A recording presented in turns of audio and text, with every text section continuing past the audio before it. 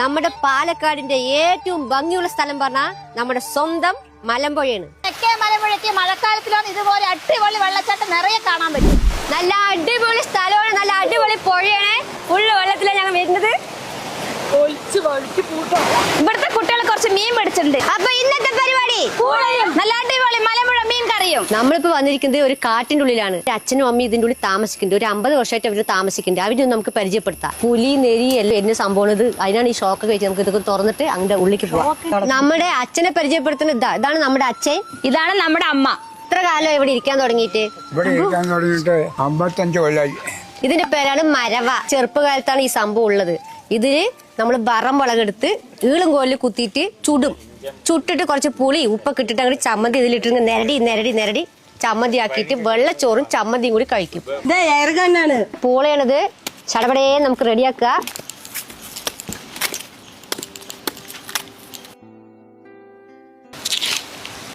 സമ്പത്തോ പുത്രരോ അന്ത്യകാലത്തിങ്കൽ എത്തില്ല. തീർച്ചയായും തന്നെ അന്ത്യകാലത്ത് ഉണ്ടാവും അവര്. ഉണ്ടാവില്ല അവസാന കാലത്ത്, വയസ്സുകാലത്ത് അല്ലേ.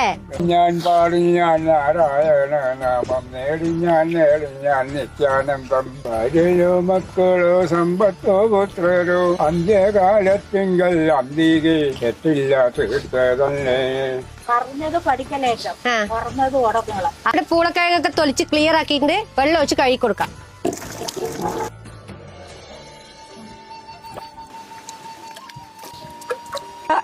പഴക്കമുള്ള 50 വർഷം പഴക്കമുള്ള അമ്മിക്കല്ലാണ്.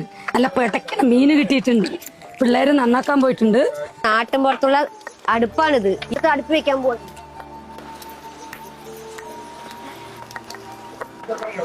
ആകട്ടെ, നമുക്കിത് മൂടി വെക്കുക. ലപ്പയുടെ പടക്കണ മീനിനെ കണ്ട നന്നാക്കി കൊണ്ടുവന്ന് തന്നിട്ടുണ്ട്. കഷ്ണം ഉരുളിയൊക്കെ വെച്ചിട്ട് ചൂടായി നന്നായി ശുദ്ധമായ വെളിച്ചെണ്ണ ഒഴിച്ചു കൊടുക്കുക. അതിനാണ് ഉലുവ. ചെറിയുള്ളി ചതച്ചിട്ട് കൊടുക്കുക. വെളുത്തുള്ളി ചതച്ചിട്ട് കൊടുക്കാം. ഇഞ്ചി ചതച്ചിട്ട് കൊടുക്കാം. 2 കീറിയ പച്ചമുളക് നമുക്ക് ഇട്ട് കൊടുക്കാം.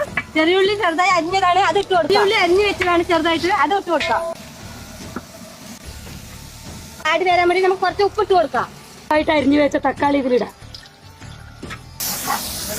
മഞ്ഞപ്പൊടി ഇട്ട് കൊടുക്കാം. മുളക് പൊടി, ഇനി ഇതിൽ മല്ലിപ്പൊടി ഇട്ട് കൊടുക്കാം. മസാലപ്പൊടി, മീൻ ഇട്ട് കൊടുക്കാം. മലമ്പുഴ മീനാണ്. കറിവേപ്പില ഇട്ട് കൊടുക്കാം. പച്ച വെളിച്ചെണ്ണ ഇങ്ങനെ ഒന്ന് ഒഴിച്ചും കൊണ്ട് ഇറക്കി വെക്കാം. മലമ്പുഴ മീൻ കറി ഇവിടെ റെഡി ആയിട്ടുണ്ട്. അടിപൊളിയായിട്ടുണ്ട്.